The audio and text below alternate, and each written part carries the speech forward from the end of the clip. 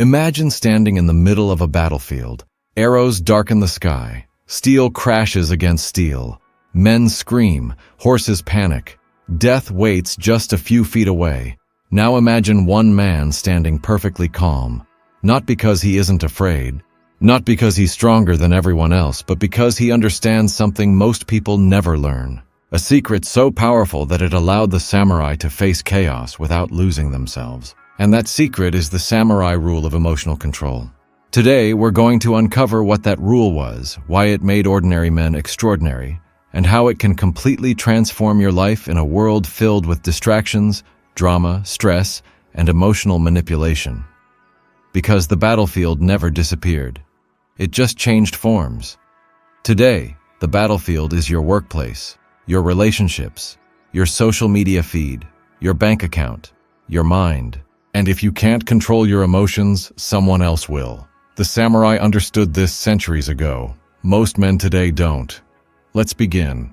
The average man believes emotional control means suppressing feelings, pretending nothing bothers him, keeping everything bottled up until one day he explodes. The samurai saw things differently. They understood that emotions are like weather.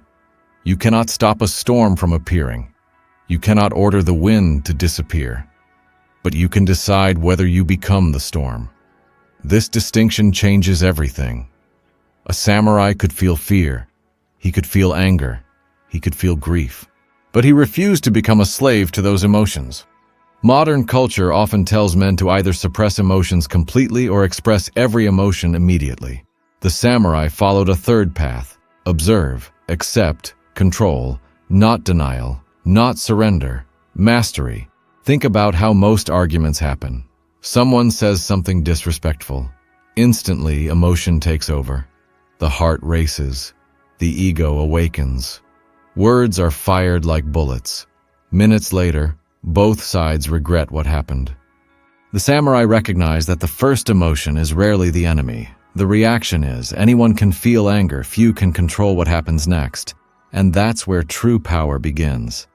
One ancient samurai teaching said that the greatest victory is victory over oneself, not over an enemy, not over competitors, not over rivals, over yourself. Because if another man can make you angry whenever he wants, who is really in control? If a stranger's opinion ruins your day, who possesses power? If rejection destroys your confidence, who owns your emotions? Certainly not you. The samurai understood that emotional dependence creates weakness. When your emotional state depends on external events, you become vulnerable. Your happiness becomes hostage to circumstances. Your peace becomes hostage to people. Your confidence becomes hostage to outcomes. And that's a dangerous way to live. Instead, samurai trained themselves to remain centered regardless of what happened around them. Success, remain calm. Failure, remain calm.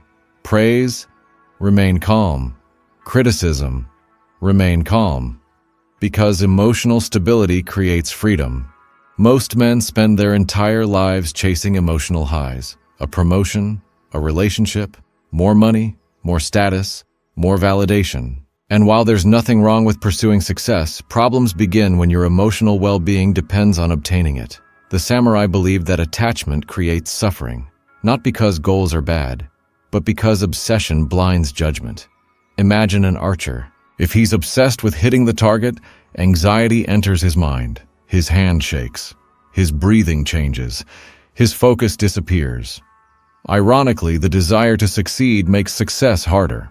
The samurai learned to focus on action rather than outcome. Shoot the arrow, release it, accept whatever follows. This mindset created incredible resilience, and it's desperately needed today. Because modern men live under constant emotional assault. Every day you're told what to fear, what to desire, what to envy, what to hate. Algorithms profit from emotional reactions. News channels profit from outrage.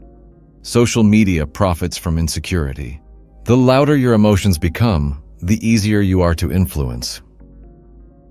The samurai would see this immediately. They knew that emotional discipline protects freedom. Without discipline, emotions become chains. With discipline, emotions become information. That's an important distinction. Most people obey emotions. The samurai listened to them. Fear might say, be careful. Anger might say, a boundary was crossed. Sadness might say, something important was lost. But none of those emotions were allowed to become the commander. The mind remained the commander. The emotion remained the messenger. Imagine treating every emotion like a messenger arriving at your door. You listen carefully. You gather information. Then you decide what action to take. You don't hand over control of your life. Yet that's exactly what most people do. A bad mood becomes a bad day. A bad day becomes a bad week. A bad week becomes a bad life. The samurai interrupted that cycle. One story tells of a warrior being publicly insulted by an enemy. The enemy expected anger, he expected retaliation, he expected emotional weakness. Instead, the samurai remained calm. When asked why he didn't react, he replied with a powerful lesson. If someone offers you a gift and you refuse to accept it, to whom does the gift belong? The answer is obvious. It remains with the person who offered it. The samurai continued, the same is true of insults. Think about that. How many insults only gain power because we accept them? How many criticisms wound us because we immediately internalize them?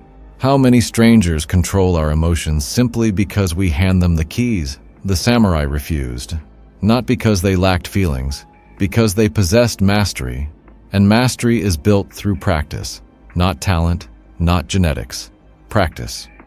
Every day they trained their bodies. Every day they trained their minds. Meditation became essential. Silence became essential. Reflection became essential. They understood something modern men often forget. You cannot control what you never observe. Most people never sit alone with their thoughts. The moment silence appears, they reach for a phone, music, videos, notifications, anything to avoid stillness. But stillness reveals the mind. And once you understand your mind, you can begin mastering it. The samurai spent countless hours studying themselves, their fears, their weaknesses, their impulses, their desires, not to eliminate them, to understand them. Because self-awareness always comes before self-control. You cannot conquer an enemy you refuse to see. And for many men, the greatest enemy isn't outside, it's inside. It's the impulsive voice demanding immediate gratification, the angry voice demanding revenge, the fearful voice demanding retreat, the insecure voice demanding validation. The samurai listened to those voices without obeying them. That is emotional control. Not silence, not numbness. Leadership. Imagine your mind as a kingdom. Emotions are citizens.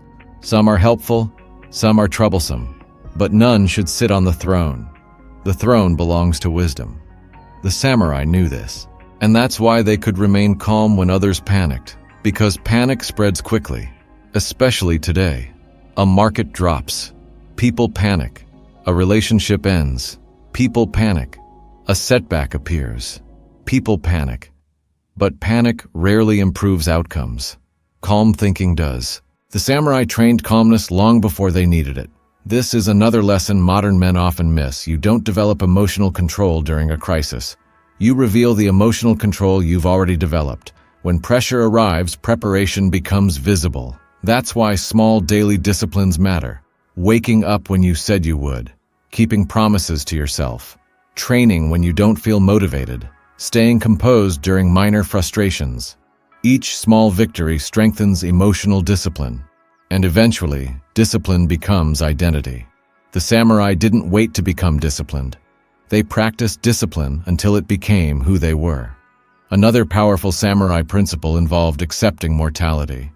At first, this sounds dark, but it's actually liberating. Every morning, many samurai reflected on death, not because they were obsessed with dying, because they wanted to live fully. Fear loses power when reality is accepted. Most people waste enormous energy avoiding uncomfortable truths. The samurai faced them directly. One day, they would die. Everyone they loved would die. Nothing lasts forever. Instead of creating despair, this created clarity. Petty arguments seemed less important. Ego seemed less important. Validation seemed less important. What remained important were character, honor, purpose, and action. The next time fear appears, listen without obeying. The next time life becomes chaotic, remember the samurai. Remember the warrior standing calmly in the middle of the storm, not because the storm disappeared, because he learned how to remain unmoved by it. That is the samurai rule of emotional control. Control yourself before attempting to control anything else. Master your emotions before they master you. Lead your mind before your impulses lead it. Because in the end, the strongest man is not the loudest, not the richest, not the most feared. The strongest man is the one who remains calm when everyone else loses themselves, and that strength can never be taken away. The samurai knew it. Now you do too.